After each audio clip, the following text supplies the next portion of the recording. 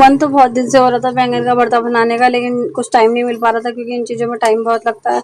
कुछ हम लेडीज़ घर परिवार के चक्कर में खुद की चॉइसों को भूल जाती हैं। हस्बैंड को कम पसंद है बैंगन का भरता, इसीलिए सोचती थी कि चलो रहने ही देती हूँ, हस्बैंड को जो चीज़ें पसंद है वो बना लेते हैं। आज बहुत ज़्यादा मन हुआ क्योंकि बहुत दिन हो गए थे खाए हुए, और कुछ ठाकुर जी की वजह से प्याज लहसुन बनाती नहीं थी। आज मैंने ठाकुर जी के लिए दूसरी सब्जी बना दी है, तो इसलिए सोचा आज बैंगन का भरता बना लेती हूँ। हस्बैंड से बैंगन मंगा लिए थे, अच्छे से वॉश करके इन पर ऑयल लगाएंगे और इनको चारों तरफ से कट करके इसमें चेक कर लेंगे एक बार कि कहीं कीड़ा वगैरह तो नहीं है, अंदर से खराब तो नहीं है बैंगन। उसके बाद इसमें हरी मिर्च, आप लहसुन खाते हैं तो लहसुन डाल सकते हैं, हमारा लहसुन यूज़ नहीं होता है। कभी कभी यूज़ भी कर लेती हूँ, जैसे कोई चीज़ बाई बादी करने वाली हो, नुकसान देने वाली हो, लेकिन बैंगन के भरते में कोई ऐसा मैं ज़रूरी डालती नहीं हूँ। तो सिर्फ हरी मिर्ची डाल के इसमें कट मैंने ऑलरेडी लगा लिया था, इसके अंदर ही हरी मिर्ची कर दी थी मैंने अच्छे से। और उसके बाद गैस पे रख के इसको अच्छे से मैंने वो कर लिया है, भून लिया है। जैसे भुना हुआ ही बैंगन का भरता ज़्यादा अच्छा लगता है। काट के आप कितने भी अच्छे से बना लो, लेकिन वो टेस्ट नहीं आ पाता है जो हम भून के बना पाते हैं। उसके बाद इसको अच्छे से सेक लेंगे जब तक ये पूरा बैंगन जो है सिक ना जाए अच्छे से। पता चल जाएगा ऊपर से देखने से कि गल गया है पूरा बैंगन। अब काट लेते हैं थोड़ी ज़्यादा सी प्याज, क्योंकि बैंगन के भरते में प्याज टमाटर तो ज़्यादा ही अच्छे लगते हैं। खूब ज़्यादा टेस्टी तभी अच्छा लगता है, एक तो इसमें भुनने का बहुत ज़्यादा स्वाद होता है, और ऊपर से टमाटर प्याज भी अच्छे से डालो तभी टेस्ट आ पाता है इसमें। फ्रेंड्स, बहुत बड़ी कुक तो मैं नहीं हूँ, लेकिन जैसा मुझे खाना बनाना आता है वैसा मैं आपसे शेयर कर लेती हूँ। अगर अच्छा लगे करे तो लाइक कमेंट कर दिया करो, वरना हो सकता है किसी किसी को मेरा खाना बनाने का स्टाइल पसंद ना भी आता हो। तो सबका अपना अपना तरीका होता है बनाने का।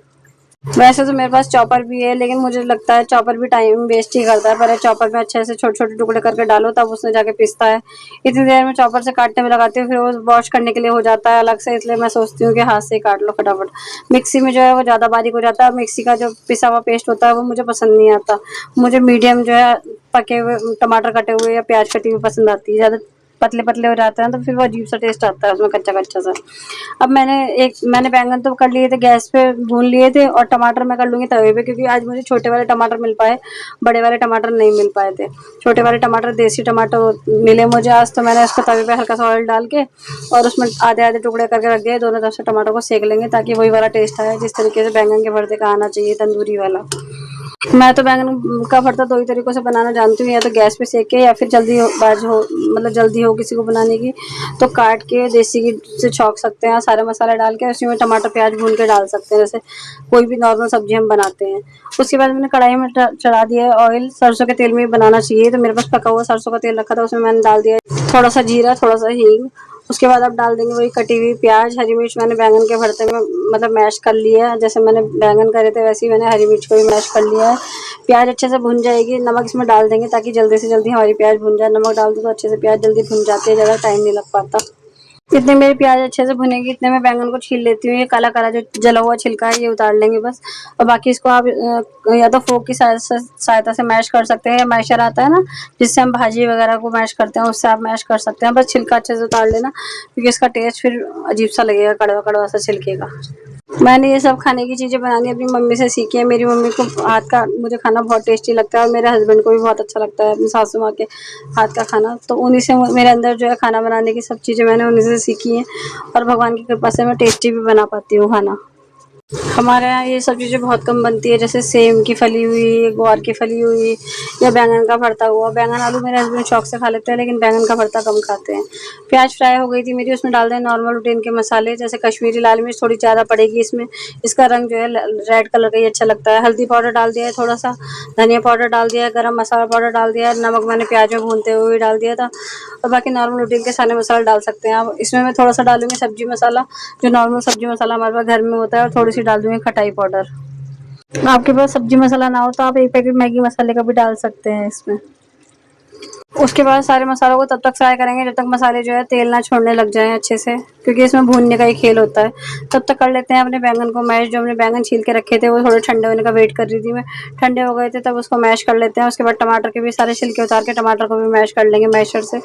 उसके बाद ये टमाटर और बैंगन का जो पेस्ट बनाया है हमने, ये सारा का सारा हम ग्रेवी में डाल देंगे जो हमने वो बनाई है। जो मसाला तैयार किया है प्याज का उसमें भूनेंगे अच्छी तरह। इसको कम से कम हमें 10 से 15 मिनट तो चलाना ही है अच्छे से, चाहे आप बैठ सकते हैं बीच बीच में चलाते चलाते, जब तक ये बैंगन से या टमाटर से ऑयल अलग ना होने लग जाए, जब तक इसका टेस्ट में अच्छा नहीं आता। मतलब टेस्ट बहुत ज़्यादा अच्छा तभी आता है जब हम इसको बहुत देर तक भूनते हैं, अच्छे से फ्राई करते हैं। देखिए मैंने इसे काफ़ी देर तक तो पहले प्याज को भूना, सारे मसालों को भूना, उसके बाद बैंगन डालने के बाद भी खूब देर तक इसको भूना, अच्छे से चलाया। कुछ लोगों का मानना है कि रील बनाना लेडीज़ का गलत है या घर की बातें बताना गलत है। चलो आप ही मुझे बता दीजिए क्या सही है आपके लिए? अगर बाहर जाके जॉब करे लेडीज़ तो आपके लिए गलत है कि बच्चों को छोड़ के बाहर जा रही है।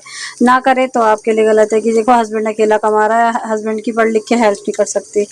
और एक बार ट्यूशन पढ़ाना शुरू किया था बच्चों का, तो लोगों ने तब बात बना दी थी कि जी देखो ये तो खुद इतनी पढ़ी लिखी है नहीं, बच्चा इसका बाहर ट्यूशन पढ़ने जाता है, ये पढ़ाएगी ट्यूशन। तो भाई ये लोग किसी तरीके से खुश नहीं होते, इन्हें खुश करने के चक्कर में पड़ेंगे तो अपनी ज़िंदगी व्यर्थ हो जाएगी हमारी। तो मैं तो ज़्यादा लोगों के बारे में सोचती नहीं हूँ, लेकिन आप लोगों से इसलिए शेयर कर लेती हूँ कि मतलब ये दुनिया किसी भी तरीके से जीने नहीं देती है। रील बना लो तो दिक्कत है, जॉब कर लो तो दिक्कत है, ट्यूशन पढ़ा लो तो दिक्कत है, कुछ ना करो तब भी दिक्कत है कि कुछ करते नहीं है, घर में खाली पड़े रहते हैं। और सबसे ज़्यादा गुस्सा तो तब आता है जब दूसरे के गिरबान पे वो उँगली उठाए जिनकी खुद घर में चार बातें सुनने के लिए मिलती रहती है। लेकिन हम नहीं बोलते, हमारा नेचर ऐसा नहीं है हम उनके लिए कुछ बोले, लेकिन वो हमारे लिए बोल देते हैं, हमारे लिए सुनने को भी मिल जाता है कि उन्होंने ऐसा बोला है। खुद अपने परिवार का उनसे ध्यान रखा नहीं जाता, लेकिन दूसरों की फैमिली में इंटरफेयर करना होता है बस। मैं जिस शहर से बिलोंग करती हूँ यूपी के बिजनौर से, यहाँ पर तो लोगों को हर चीज़ से दिक्कत है। किटी ज्वाइन कर ली तो दिक्कत है कि जब देखो ये औरतें हंसती रहती हैं, घूमती रहती हैं। ना करो किटी ज्वाइन तो ये लगता है कि बताओ यार कितनी एटीट्यूड वाली है, जब देखो घर में पड़ी रहती है तो सारा सारा दिन। फिर बोलेंगे इसीलिए तो इतनी मोटी हो रही है, इसीलिए तो इतना वेट बढ़ रहा है, सारा दिन घर में पड़ी रहती है।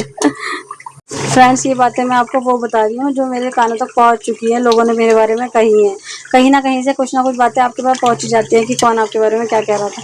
बस फ़र्क इतना है कि मैं हर किसी से लड़ने नहीं जा सकती ना कि आपने मेरे बारे में ये क्यों बोला, वो क्यों बोला।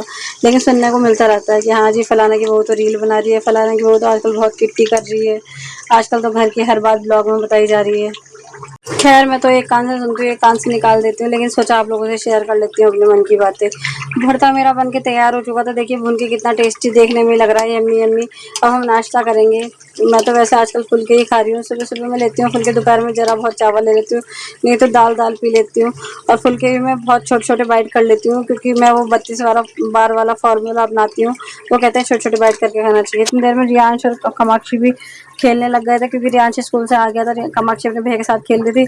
दोपहर में मैंने काट लिया था बच्चों के लिए वाटरमेलन, बच्चों को भी काट के दे दिया था, मैंने भी खा लिया था। रियांश बाबू कर रहे हैं रेस्ट आधे घंटे के लिए, अभी जाएंगे फिर ट्यूशन।